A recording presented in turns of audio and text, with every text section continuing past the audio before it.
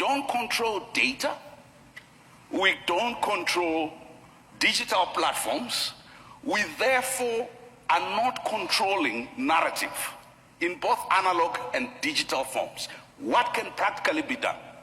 We do need to speak to Europeans, not as victims, because the erasure of the contribution in European consciousness of Africans to modernity and civility has constructed a white supremacist view that sees the evolution of modernity as a singularly European contribution.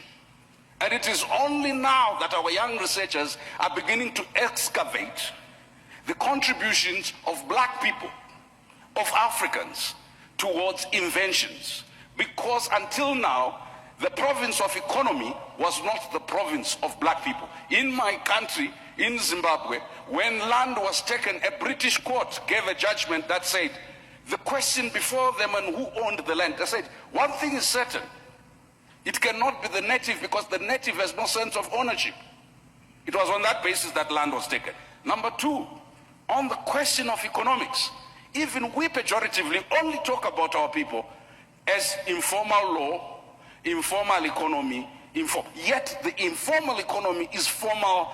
That's how India developed through its cottage industry. We have a psychotic addiction to colonial definitions of what, and that's why Professor Ashraf is correct. It's not just a narrative about our contribution historically, it's a narrative about our contribution now.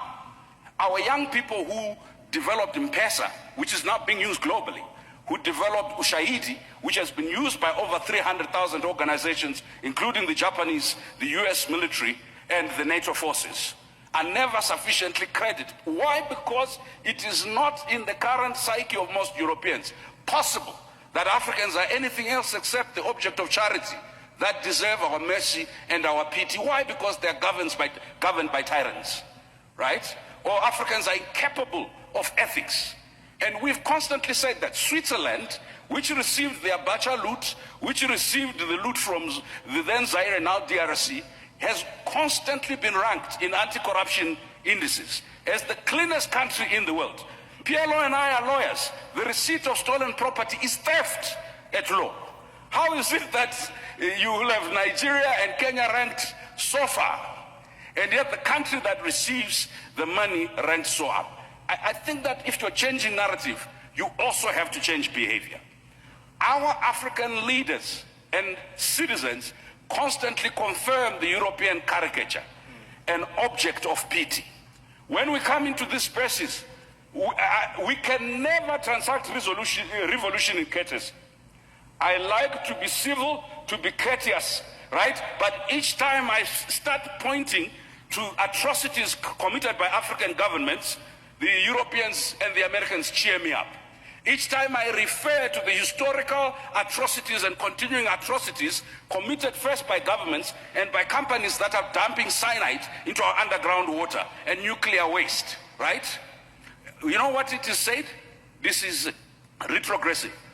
It's undermining investment.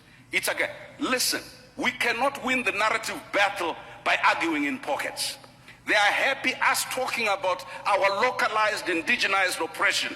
They are never happy us talking about the question of distribution and redistribution of the global economy, of global power.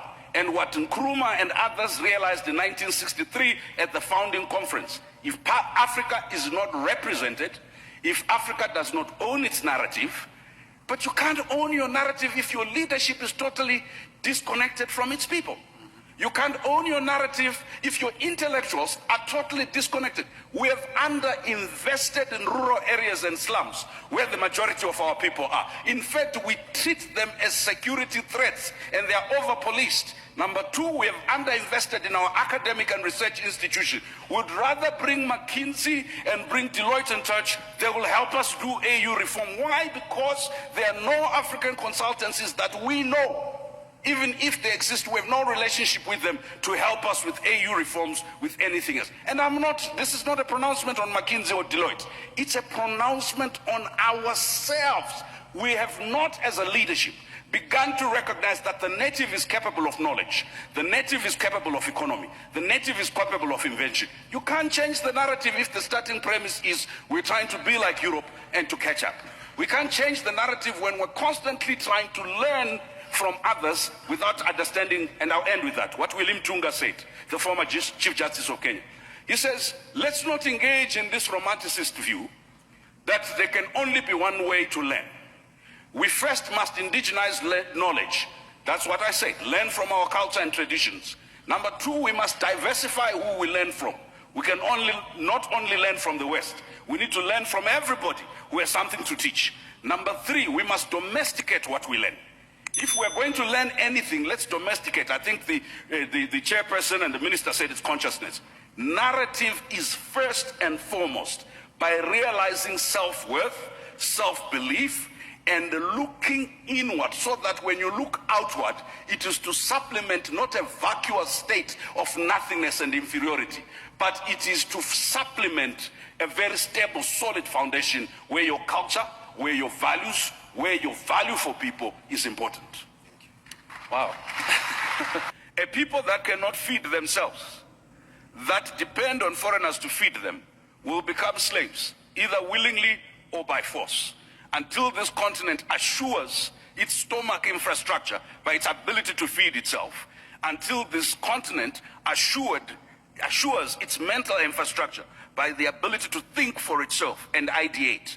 Then this continent will be thought for by others, fed by others. There's no liberty without these liberated intellectual zones and the ability to feed yourself. So interference happens because of our own inferiority and because of the supremacist views of others.